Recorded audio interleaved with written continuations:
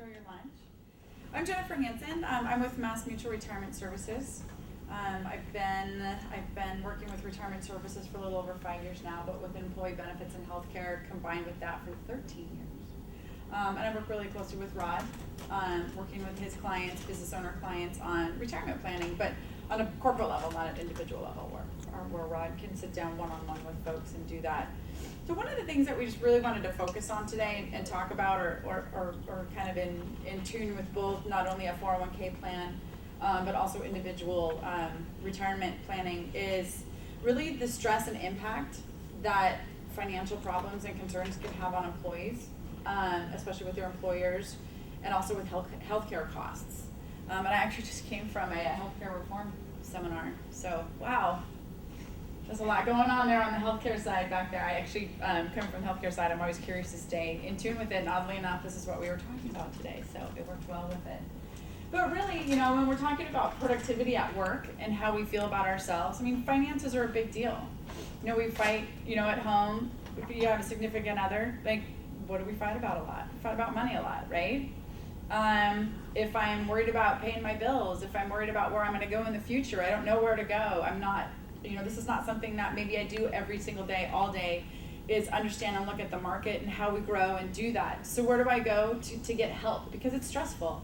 And what we found in the study that I gave you guys is a copy of this study. So if you guys can't sleep tonight, please feel free to read this. It'll help you. I've read it though. But that's my job, definitely.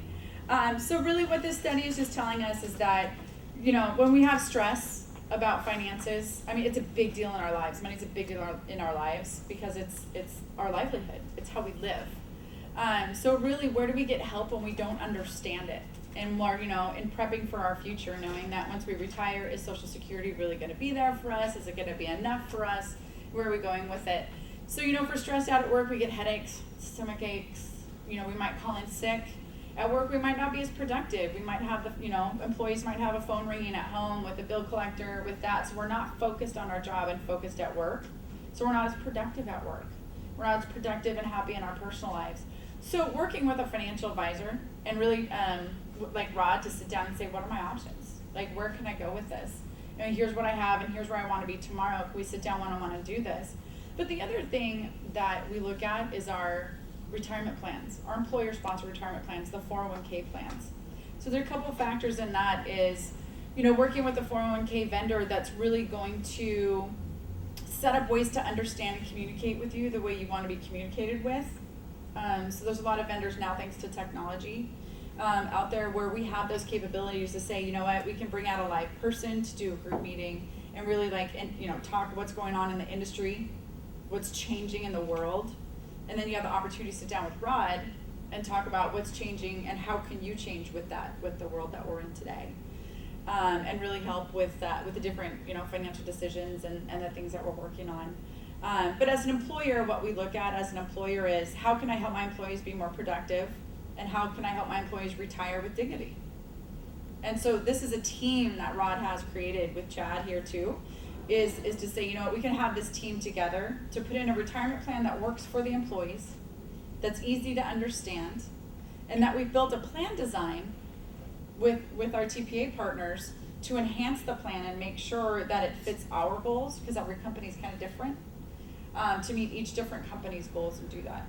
And so Rod being that pivotal person to bring in the right team to do that, and really sit down and say, what's your financial future look like and where are we going? And, we could go from, oh my gosh, it's terrible, I have a headache and a stomach ache. Let's just sit down, look at what you're doing in your 401k retirement plan, what your employer has to offer. Did you even know what they're offering? Are they communicating with you? And then here's what I can do to help support that. So that's really what this is. But it's really interesting, some of the information here, when it talks about what it's really costing us to have this financial stress at work.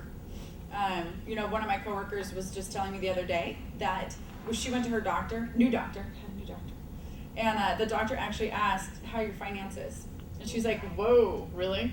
And this is Molly, my counterpart that works with us here. And she's like, why are you asking me that? He said, because financial stress can cause ulcers, it causes headaches, it causes other healthcare situations. Do you have somebody you work with? or do you have somebody to talk to about that? She's like, well, I actually work in the financial industry, so we're good. But it was interesting that she brought that up, because it is, her doctor actually, talked about that being a factor, and having not only, health and wellness on one side, but financial wellness on the other side, to have that whole impact on yourselves.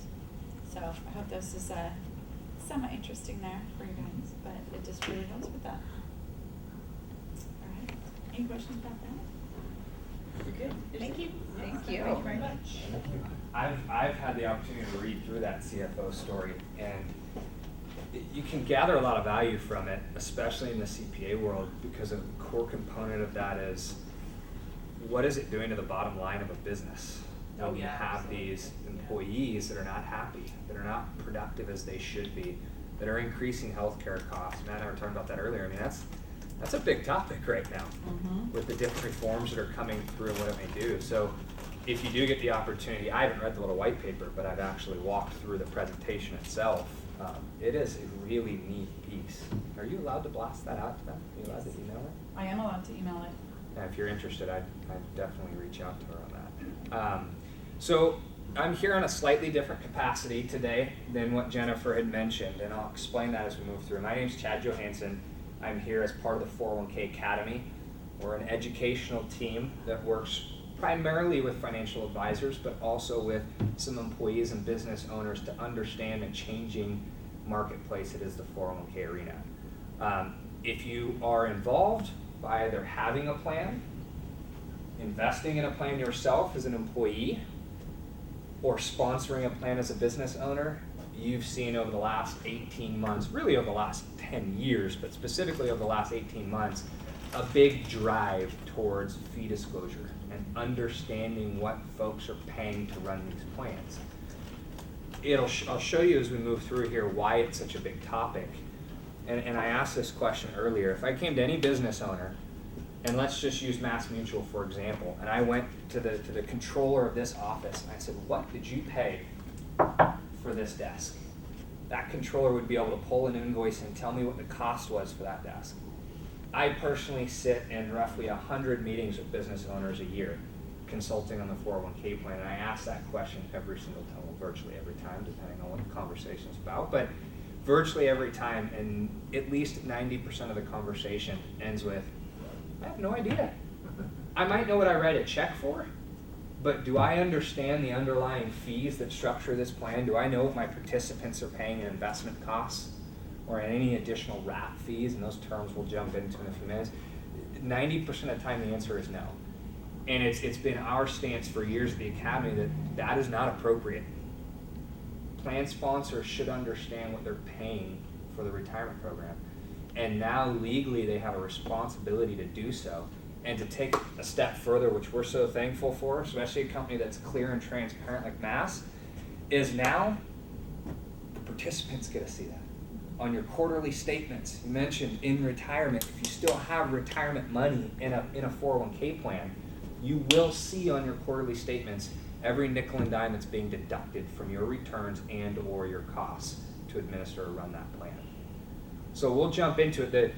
The reason why I mentioned I'm in a slightly different capacity is because I am here on behalf of the 401k Academy. The engine behind the 401k Academy is what's called a third-party administrator.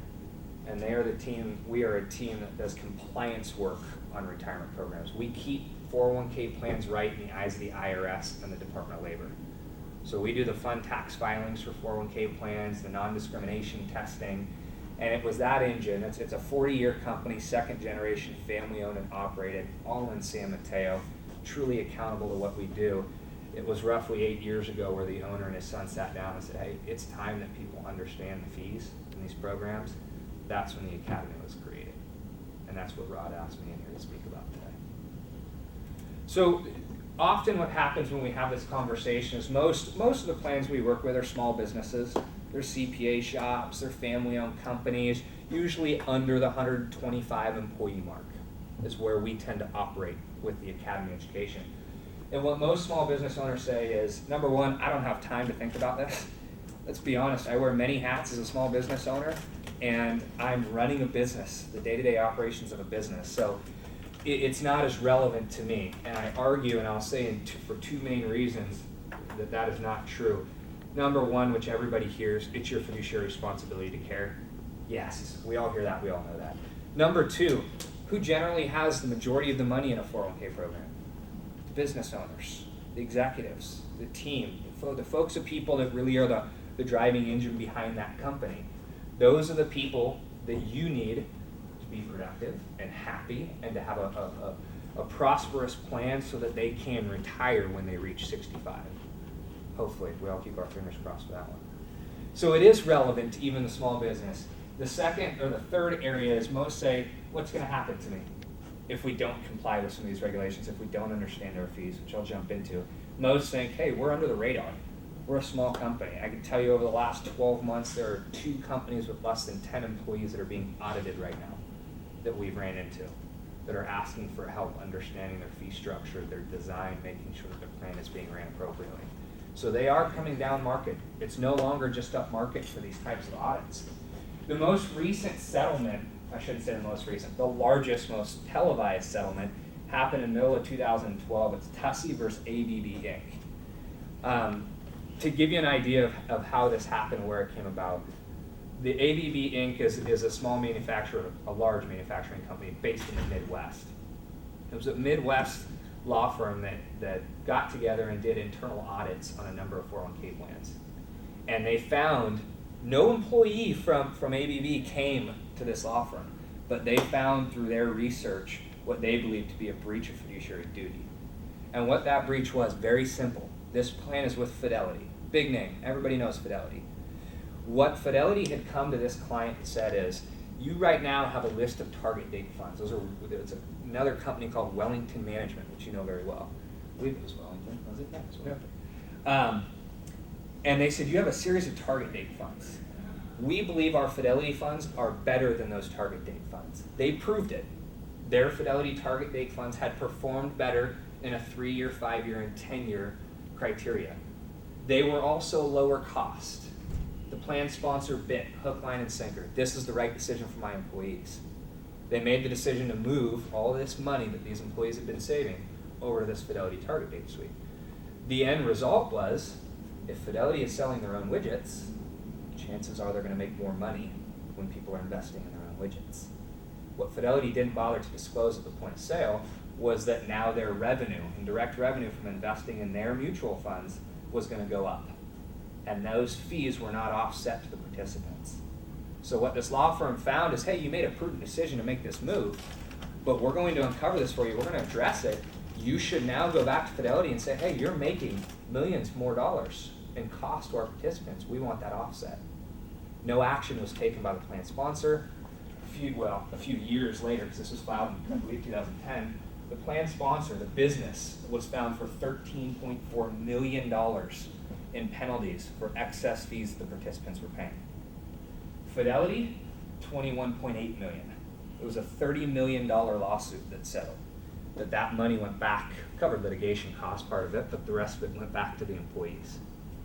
You can imagine that if this is happening in this large market, it's happening in our smaller market. And it's not right nor wrong. These were better funds, they were lower cost. But the problem is that the education is not always there. And that's what we want to talk a little bit about, how we'll disclose that to you today. And Rod's a key person to help you do that. And he partners with folks like myself and Jennifer to make sure that that is accomplished. Any questions on that? In case you're wondering, that's a $1 billion 401k plan. Yeah, so that lawsuit is 3% of the total assets. So when you look at a smaller company, let's say that has a $500,000 plan, you can think of what that lawsuit would be for them, 3% of that $500,000. Which for family-owned business, for smaller businesses here in the city, that can be tough. Most, especially right now in today's economy, they don't have that kind of money sitting aside. If they do, they're reinvesting into their business and trying to grow. So it's significant. So we briefly touched on the roles. Jennifer, you hit it perfect. Rod is your quarterback. Rod's the one that brings the right players to the table, that makes sure that he has the solutions lined up to properly educate, make sure you are engaged, and keep a pulse on your plan to make sure that your participants understand the benefit as an individual, to make sure that you understand the benefit of the 401k plan, how to diversify yourself, what your fee structures are, to really keep a pulse on how everything's operating. The retirement plan administrator is my firm. in order to have a 401k plan, you have to comply with certain regulations within the IRS and the DOL. We help companies comply with those regulations. The record keeper is a firm like Mass Mutual. They offer an investment platform, an interface to connect the participants to their money, to their investments, so that they can see how they've done, what their return rates are, what their cost structure is. It's truly the glue that keeps the participant involved in the 401k plan.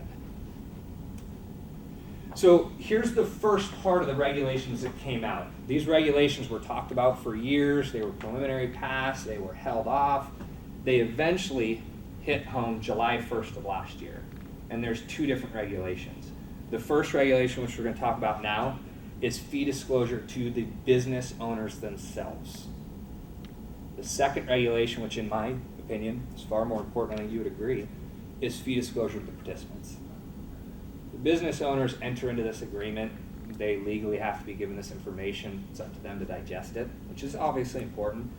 But nonetheless, what they're trying to do is set up a vehicle for themselves and for the staff to retire. And that's why I believe it's more important for the participants to understand this fee structure, to make sure they know what they're involved in. So we'll start with the first one. And I won't dive too deeply into the first one because I don't believe we have anybody running a 401k plan here. So we'll skip over that a little bit. But in the first section, or in the first fee disclosure, it requires any business to know all the fees associated with your plan. Whose responsibility is that going to be? That's ours. We have to tell you what these fees are now. In the past, these fees could be hidden in return rates. They could be sheltered in the back of contracts. Not right nor wrong, it's just the way the industry was ran in the past. Now, with each time you sign an agreement with any one of us, we're considered covered service providers, we have to give you a list of the services that we're going to perform for the fees that we are charging. Now, I believe the list of services is probably a key component to understanding whether your fees are reasonable or not, which is the third bullet point out there. The list of services will differ from record keeper to record keeper, from TPA to TPA, from advisor to advisor. Some advisors take the stance of, I'm not sitting with participants. That's not my role. I'm only sitting with the business owners.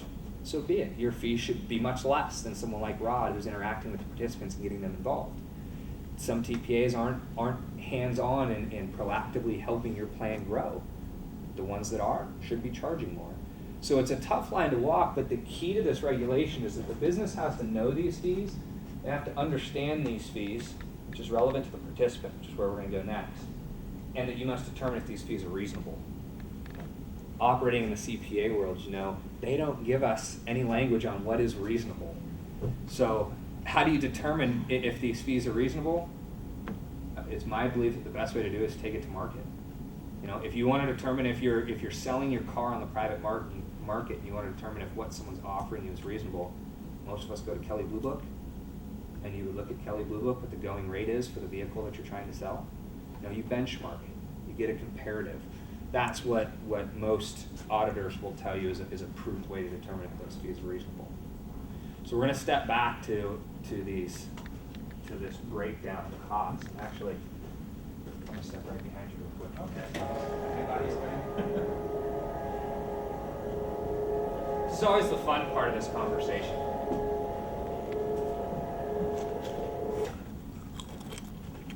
Is there anybody here that understands, other than the two of you, the basic structure of fees in a 401k program?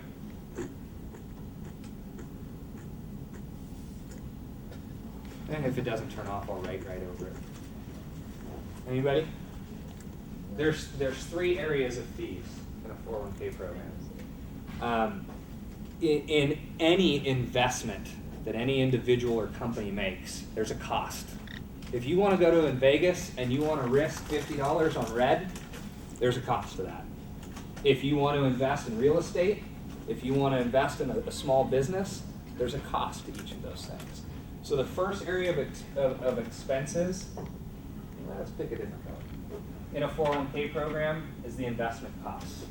In most 401k programs, you're investing in mutual funds, and you have an expense ratio. Can you see that okay? There it goes, powering off. So you have an expense ratio. An expense ratio of a mutual fund is something, if you went to Yahoo Finance or Morningstar and you typed in this mutual fund name, you're going to see a cost, an expense ratio to operate this fund. For example's sake, we're going to say that this expense ratio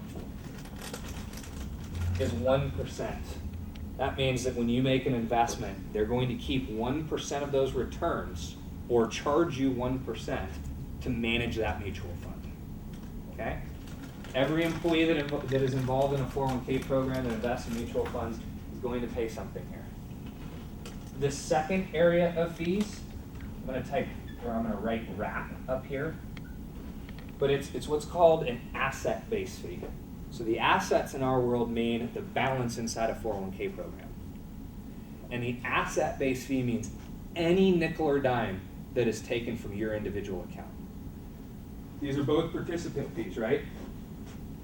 So Rod, you have a 401k plan here through Mass Mutual. Yes. If you pay a fee for a consultation, if you pay a fee because you need to take a loan or you're getting a distribution, that's all going to fall into this category right here. It's a RAP fee. It is anything that is deducted from an employee's account. Okay? For the sake of example, we're going to say that this RAP fee is half of 1%, 0.50. The third area that fees are in a 401k program are hard dollar costs to the company. This is a billable fee that the company writes a check, usually to a firm like mine. It's usually the team that's doing the compliance and the IRS work that they write a check for. In this example, we're going to say that this check that they're writing for compliance work is $5,000. Let's make numbers easy. It's a $1 million plan. So when I ask that question I mentioned earlier to business owners, what do you pay for your 401k program? What do you think they tell me? If they tell me anything, this is always the fee that they tell me. We write a check. It's $5,000 a year. It's $250 a month, whatever it may be. That's usually the fee that they know. My very next question is, what share class of investments are you in? Does anybody know how share class works in mutual funds? You got a general understanding. So the way a share class works is you have one fund. Let's say my fund is this eraser. This eraser can either come just as it is, or it can come with a pen attached. Which one do you think costs more, the eraser just as it is, or the eraser with the pen attached? Eraser with the pen attached, right? These mutual funds are much the same way. You can buy a mutual fund, let's say, at institutional cost, meaning those big folks up there that have millions and millions and millions to invest, because they have so much purchasing power, they usually get them in institutional shares.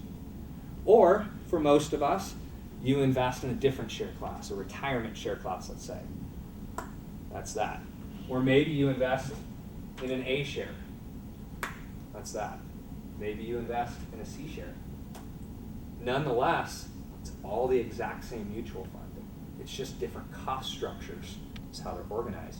So to spin your brain a little bit, and this is something that I know you two probably run into all the time. There are A shares, B shares, C shares, T shares, I shares, institutional shares, admiral shares, R1, R2, R3, R4, R5, R6. There are so many share classes. When I invest in our 401k plan, I get confused sometimes with which one's the lower cost. It's not easy to determine that. So you can imagine a business owner who's making a decision which fund company to go with is going to struggle with that as well. In the past, this wasn't always disclosed as it should have been. And I'll give you an example of that. So the total cost on this program, 2%, right? You got 1%, 1.5%. Since this is $1 million plan, we're going to turn this $5,000 into a percentage, and that's 0.5% again. So it's 2% all in. What's happened in the past is folks will come in and they will say, you have $1 million of purchasing power now. You don't need to write Chad's firm a check for $5,000. You have purchasing power. So this fee is 0 in my program. And that RAP fee or asset-based fee No need for that anymore. You have purchasing power. Google it. The first article you're going to see is one from Fred Reich, which is a dominant ERISA attorney. He's going to tell you it's an evil way for companies to make more money. So in our program, no rat fee. The only cost to you is going to be the cost of your investments. And we have access to great fund families like Wellington and T. Rowe Price and Oppenheimer and all these great companies that offer these investments. Now what's happened is that a share class is put in that's 2%. So instead of my firm reaching out to the client, we then in turn go to the company and say, hey, we need our $5,000. We can't do our work for free. So now we collect it from the returns, we collect it from the investment cost that the participants are paying. And the same thing happens here. The key is that we as an industry need to focus on the engine and determine how this engine is built. And now business owners have the ability to determine how they want it structured. Do they want to write a larger check so that the participants don't have to pay anything? There are some companies, some very organic, neat companies that choose to take on all costs but the investment expense themselves. In any program, though, you're going to have generally 3 areas of fees. And this is what business owners now need to understand. This is what we as participants in plans need to understand.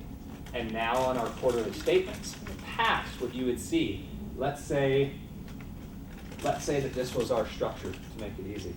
Without this 500 or without this 5,000, this was our structure. And you had an investment that returned 8%. What do you think you saw for costs in the program? 0. What you saw is a 6% return.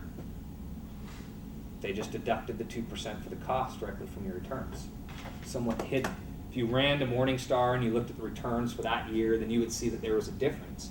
Now, and there's been firms like Mass that have been doing this for a long time, they're saying, hey, we're going to tell you what we charge. We're very proud of the services that we deliver. We're going to make sure that you know these quarterly statements are now going to break it down for you.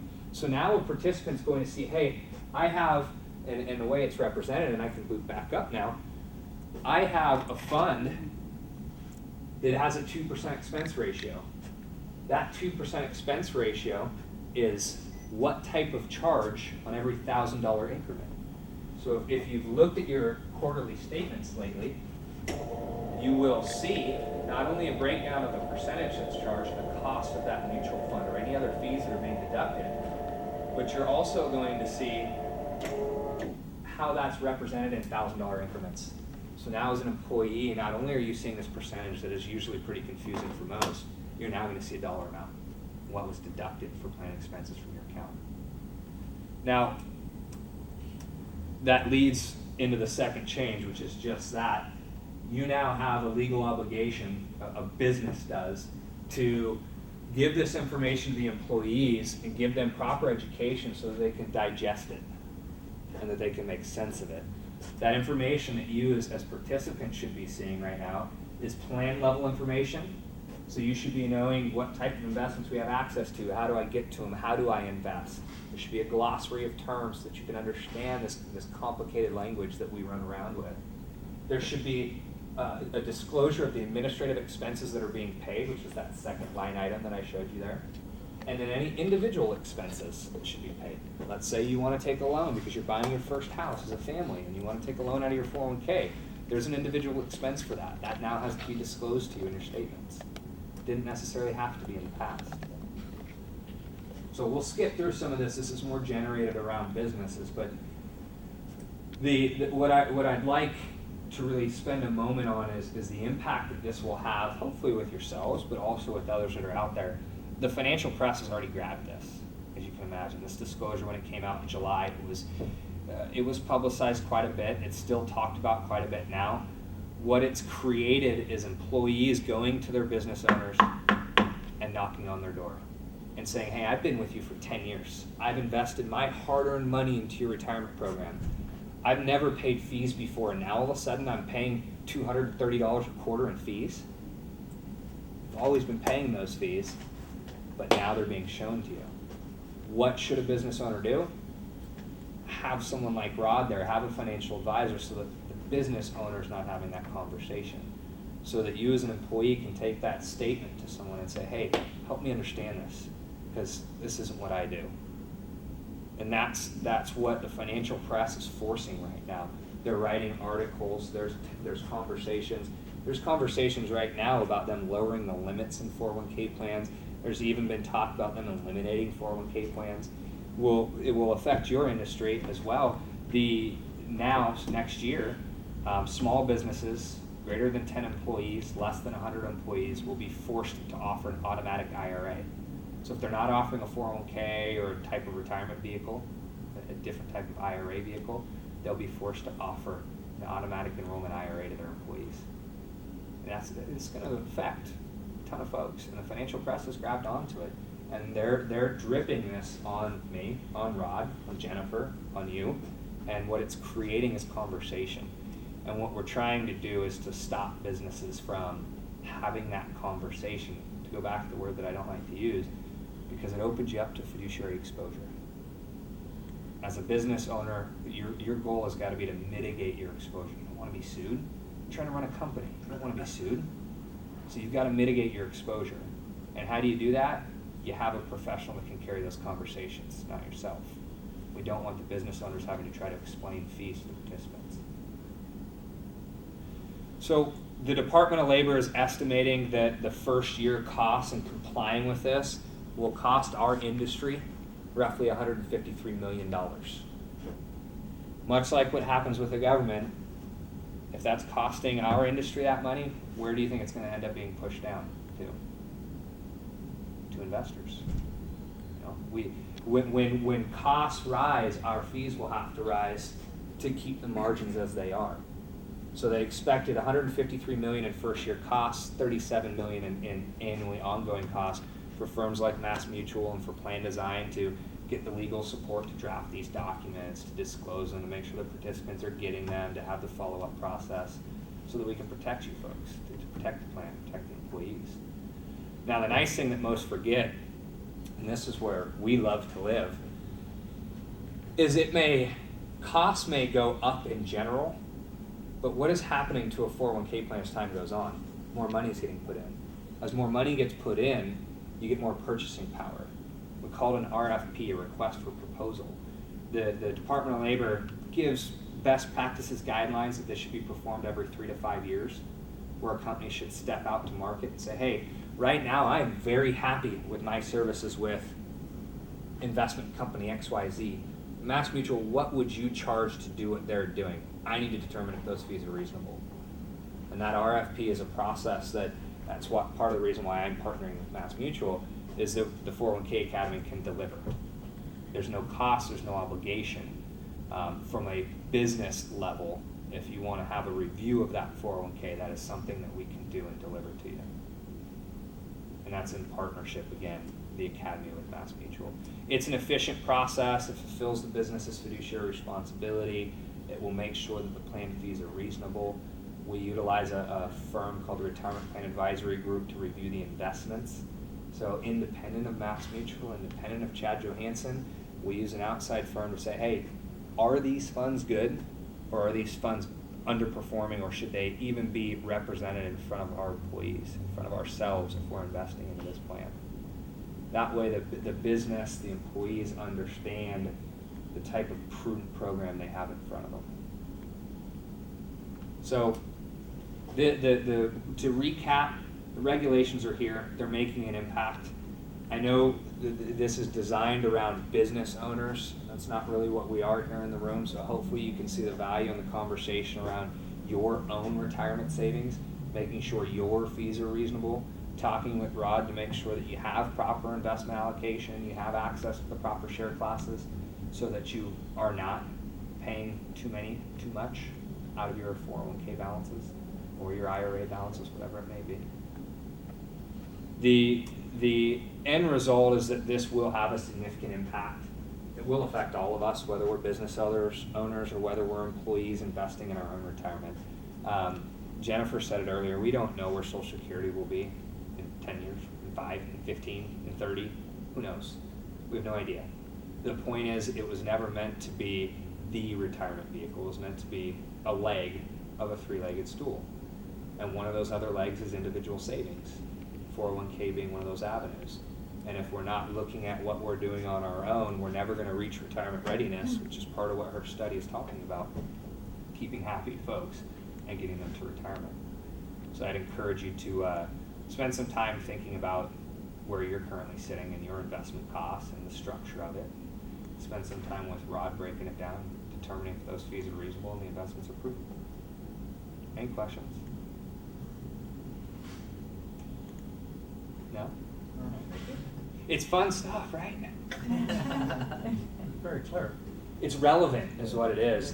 Jennifer said when she came in, she goes, "I'll get them excited, and you can put them to sleep." I said, "Yeah, my topic's not exactly all that fun, because nobody likes to think about fees that they're paying.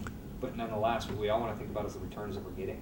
And if we can limit the fees and increase the returns, I mean, that's what we all want. And that's why doing an evaluation of what you're doing is important. So it's relevant. Well, thank you. Appreciate it.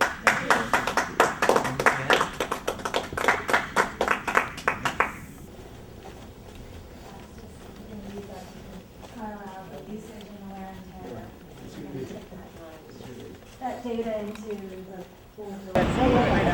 Are they done? What's up, Scotty? How are you? Next time you send me an email, let me know something's going on. Yeah, Carl. nice. Oh my gosh! Barry, scoot in there. Hop in there, Barry. Come on, Barry. Let's have a beer picture. You know how to work a video camera. Yeah. Probably that button where your finger is. Yeah. That's what a recording.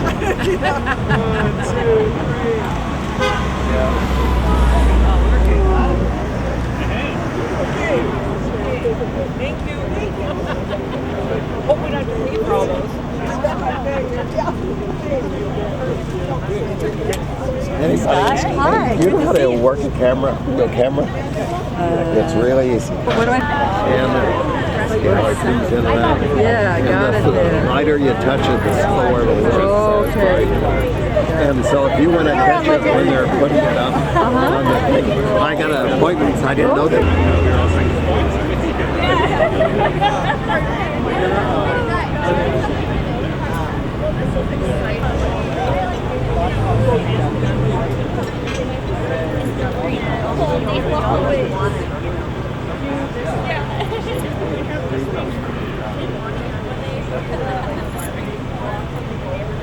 Here we go. How about a blessing? Is it going to be a blessing? Please work. Sacred ones. Bye-bye. Bye-bye.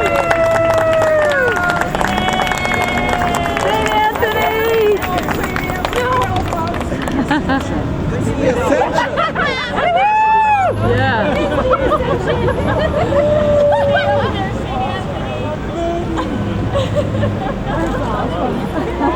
Wow. I can't. Cool.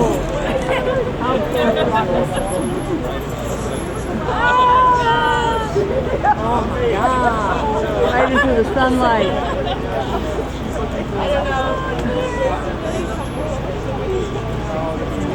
I know. Different in his hand. He's like, I wish I could talk right now. Sister Mary asked if you were going to